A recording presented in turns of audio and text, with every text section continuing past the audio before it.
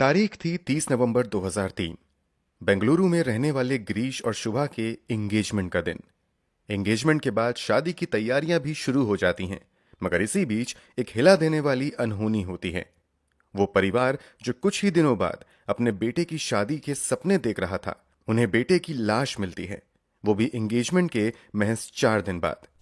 तो आखिर एंगेजमेंट के 4 दिन बाद ही लड़के की मौत कैसे होती है? हत्यारे कौन थे और अब वो कहां और किस हाल में हैं? सबसे इंपॉर्टेंट कि इस केस का खुलासा कैसे हुआ, चलिए जानते हैं सब कुछ सिलसिलेवार तरीके से इस वीडियो में। तब इस केस ने पूरे बेंगलुरु में सनसनी मचा दी थी। इस कांड को बेहद ही परफेक्ट प्लानिंग और साजिश के तहत अंजाम दिया गया था, मगर पुलिस वालों ने कातिल को ढूंढ निकाला और जिस तरीके से पुलिस ने इस केस को सॉल्व किया था वो काबिले तारीफ था। तो सब कुछ जानने के लिए वीडियो में अंत तक जरूर बने रहें। सब्सक्राइब कर बेल आइकन दबा लें। दोस्तों, इस कहानी के दो सबसे अहम किरदार हैं 27 साल के सॉफ्टवेयर इंजीनियर बी गिरीश और 21 साल की लॉ ग्रेजुएट शुभा शंकर नारायणन।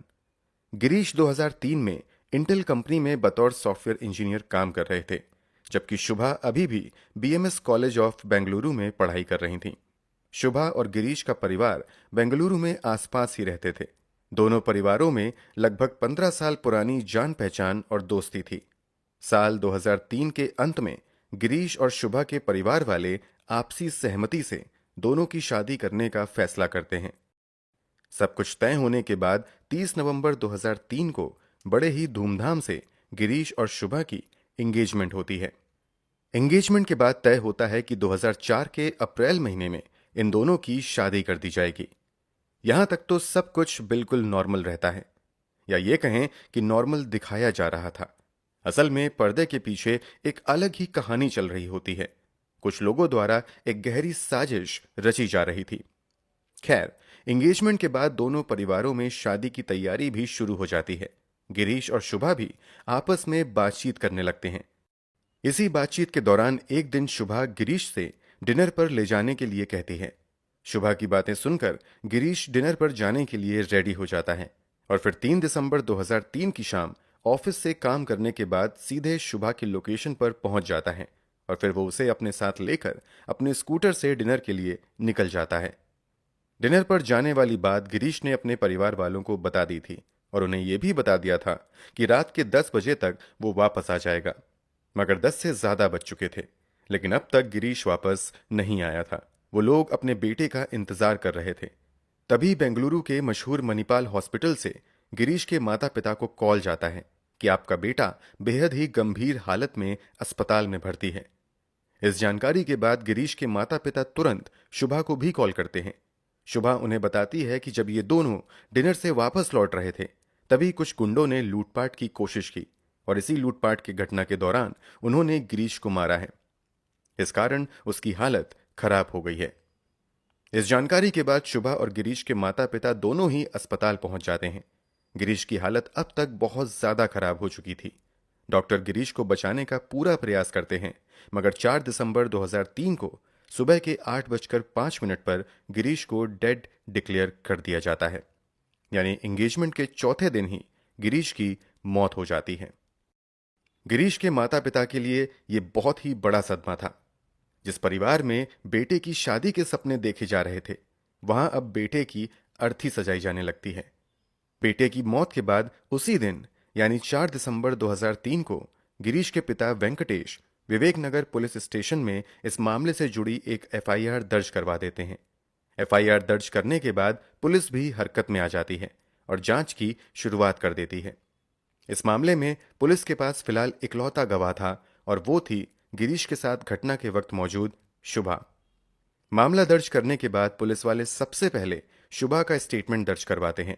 अपने स्टेटमेंट में शुभा बयान देती है कि ये लोग बेंगलुरु के ही एक महंगे रेस्टोरेंट में डिनर करते हैं और फिर वापस घर की तरफ आने लगते हैं। रास्ते में जब ये दोनों रिंग रोड पर मौजूद एयर व्यू पॉइंट क्रॉस कर रहे होते हैं, तभी शुभा गिरीश से एयर व्यू पॉइंट पर रुकने की रिक्वेस्ट करती है। दरअसल ये वो जगह है जहां से HAL एयरपोर्ट पर होने वाली फ्लाइट की लैंडिंग और टेक ऑफ को देखा जा सकता है।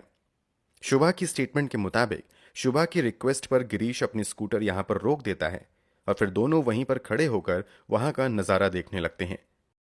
शुभा के मुताबिक ये दोनों अभी वहीं पर कुछ ही देर रुके थे कि तभी कुछ गुंडे वहां पर आ जाते हैं और दोनों से लूटपाट की कोशिश करने लगते हैं। शुभा के मुताबिक गिरीश इस लूटपाट का विरोध करने लगता है। इसी बीच एक गुंडा लोहे के बड़े से रॉड से गिरीश के सर पर लेफ्ट साइड से जोरदार वार कर देता है और वो भाग जाता है। लोहे के रॉड से हुए हमले की वजह से गिरीश वहीं पर बेहोश हो जाता है। शुभा के मुताबिक इस हमले के बाद वहां पर गुजर रहे लोगों से वो मदद मांगती है। कुछ देर बाद एक कार वाला अपनी कार वहीं रोक देता है। फिर उसी कार की मदद से गिरीश को लेकर शुभा मणिपाल अस्पताल पहुंचती है। साथ ही इस घटना की जानकारी परिवार वालों को देती है।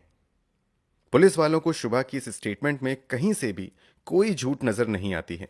वैसे भी उन दोनों रिंग रोड के आसपास इस तरीके की लूटपाट की कई घटनाएं हो चुकी थीं। इसलिए पुलिस वालों को भी शुभा के स्टेटमेंट पर पूरा यकीन हो जाता है और लूटपाट के एंगल से ही इस केस की जांच आगे बढ़ती है। कई हफ्तों तक इस केस की जांच जारी रहती है, मगर पुलिस वालों को कहीं से कोई कामयाबी हाथ नहीं लगती है। इसी इन्वेस्टिगेशन के दौरान पुलिस वालों को जानकारी मिलती है कि गिरीश की मौत से 4 दिन पहले ही एंगेजमेंट हुई थी। अब मामले को और बारीकी से समझने के लिए पुलिस वाले गिरीश और शुभा की एंगेजमेंट का वीडियो देखने का फैसला करते हैं। इस एंगेजमेंट वीडियो को देखने के दौरान एक सीनियर पुलिस ऑफिसर नोटिस करते हैं कि पूरी वीडियो में शुभा कुछ ज्यादा ही गुमसुम और खोई खोई सी लग रही हैं। वो ये भी नोटिस करते हैं कि अस्पताल और पूछताछ के दौरान भी शुभा का व्यवहार कुछ अलग ही लग रहा था। अजीब व्यवहार की वजह से पहली बार इस घटना में शक की सुई शुभा की तरफ जाती है। फिर भी पुलिस वाले जल्दबाजी में कुछ भी करने से पहले अपनी जांच का दायरा बढ़ाते हैं। 2003 के आसपास मोबाइल फोन आज की तरह कॉमन नहीं थे और तब किसी भी पुलिस जांच में अमूमन कॉल डिटेल्स या सीडीआर निकलवाने का भी चलन नहीं था। फिर भी पुलिस वाले इस केस को सॉल्व करने के लिए शुभा के कॉल डिटेल्स को जांचने का फैसला करते हैं। जब पुलिस वालों को शुभा की कॉल डिटेल्स मिलती हैं तो पता चलता है कि एक नंबर पर वो बहुत ज्यादा बात कर रही है।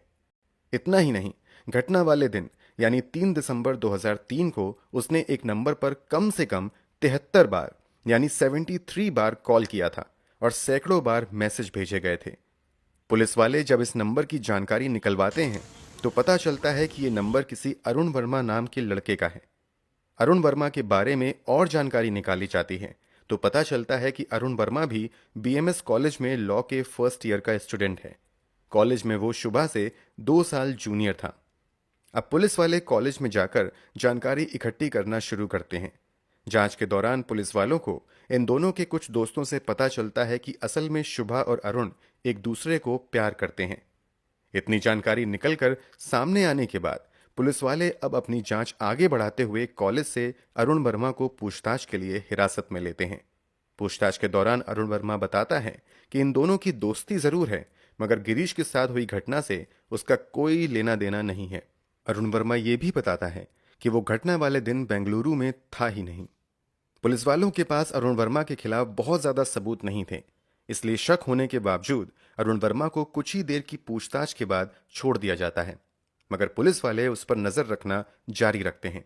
इस ट्रिक से पुलिस वालों को इस केस में बड़ा ब्रेक थ्रू मिलता है।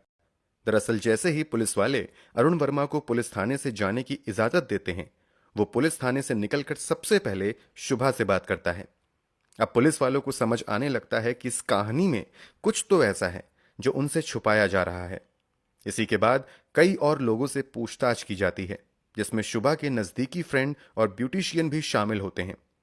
शुभा की ब्यूटिशियन बताती है कि दरअसल इस एंगेजमेंट से पहले शुभा बिल्कुल भी खुश नहीं थी, बल्कि उसने एंगेजमेंट वाले दिन भी कहा था कि भले ही एंगेजमेंट हो जाए मगर मैं शादी नहीं करूंगी और शादी से पहले घर छोड़कर अरुण के साथ चली जाऊंगी। कुछ दूसरे लोग भी ऐसा ही बयान देते हैं। घटना घटी थी 3 दिसंबर 2003 को और अब समय आ चुका था जनवरी 2004। अब तक इस केस में किसी की गिरफ्तारी नहीं हुई थी, मगर कुछ लोगों के बयान के बाद पुलिस वालों का शक शुभा पर ही काफी ज्यादा गहरा हो जाता है और अब उसी से सख्ती के साथ पूछताछ शुरू हो जाती है। इस पूछताछ के दौरान फाइनली शुभा एक हैरान कर देने वाला खुलासा करती है।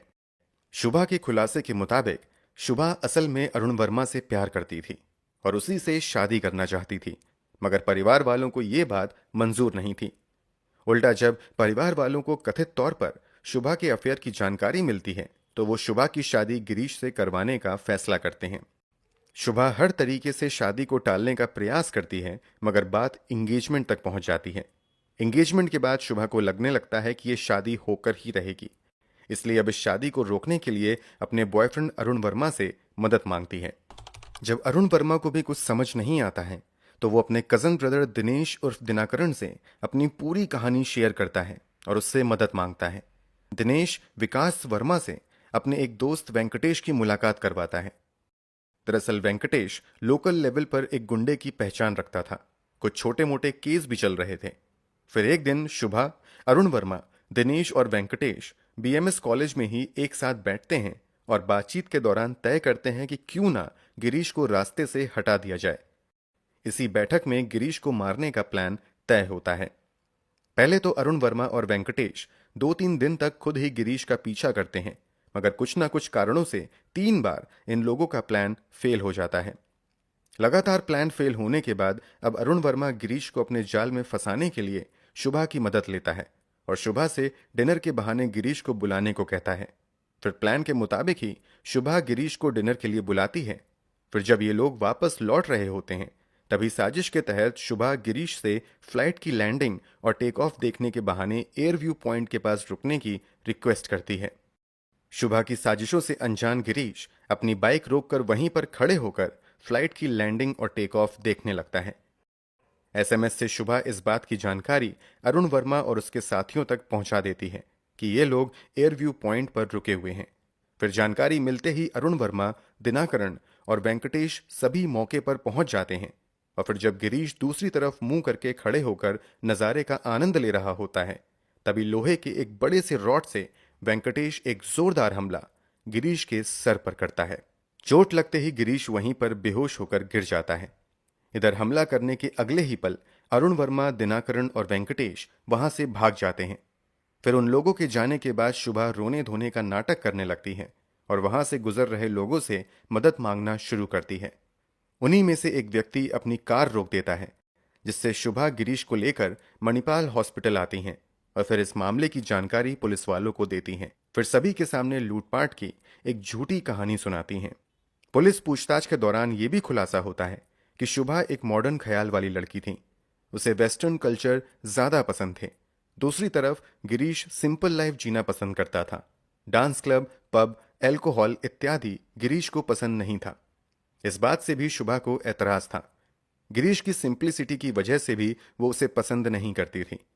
उसे डर सताने लगा था कि अगर गिरीश से उसकी शादी हो गई तो उसका जीवन भी कुछ ऐसे ही सिंपल हो जाएगा।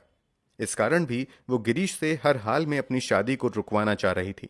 बस इसी के बाद उसने गिरीश को खत्म करने जैसा हैवानियत भरा फैसला किया। शुभा के इस खुलासे के बाद 25 जनवरी 2004 को शुभा के बॉयफ्रेंड अरुण वर्मा, उसके भाई दिनाकरण और दिनाकरण के दोस्त वेंकटेश को पुलिस द्वारा गिरफ्तार कर लिया जाता है।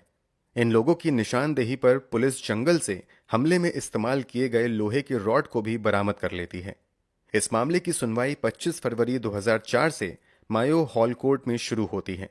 हालांकि कुछ ही दिनों बाद इस केस की सुनवाई बंद हो जाती है और पूरा मामला ठंडे बस्ते में चला जाता है। गिरीश के पिता अकेले बेटे को इंसाफ दिलाने की लड़ाई लड़ते रहते हैं, मगर 2-3 सालों तक इस केस में कोई सुनवाई नहीं होती है। इसी बीच 18 दिसंबर 2007 को अचानक हार्ट अटैक की वजह से गिरीश के पिता की भी दुखद मौत हो जाती है। गिरीश के पिता की मौत के बाद मीडिया में जुडिशरी की किरकिरी होती है। फिर 19 दिसंबर 2007 से इस केस की रेगुलर सुनवाई फास्ट ट्रैक कोर्ट में शुरू होती है। फिर 3 साल की लंबी सुनवाई के बाद जुलाई 2010 में गिरीश की हत्या के जुर्म में शुभा, अरुण वर्मा और 2 अन्य को उम्र कैद की सजा सुनाई जाती है। इन सभी पर 50-50 हजार का जुर्माना भी लगाया जाता है। निचली अदालत के इस फैसले के खिलाफ गिरीश के परिवार वाले और शुभा के पक्ष के वकील भी हाईकोर्ट में अपील करते हैं। गिरीश के परिवार वालों की मांग होती है कि सभी दोषियों को फांसी की सजा दी जाए, जबकि शुभा और अन्य दोषी सजा को चैलेंज करने के लिए हाईकोर्ट का दरवाजा खटखटाते हैं। कुछ ही महीनों की सुनवाई के बाद कर्नाटक हाईकोर्ट निचली अदालत द्वारा दिए गए उम्रकैद की सजा को बरकरार रखता है। चारों दोषियों को जेल भेज दिया जाता है। अब इस केस की मौजूदा स्थिति की बात करें तो वैसे तो सभी को उम्र कैद की सजा मिली थी, मगर जब शुभा 52 महीने जेल की सजा काट लेती हैं, तब 2014 में सुप्रीम कोर्ट द्वारा उसे बेल दे दी जाती है। फिलहाल शुभा जमानत पर बाहर हैं, जबकि बाकी दोषी अभी भी जेल की हवा खा रहे हैं।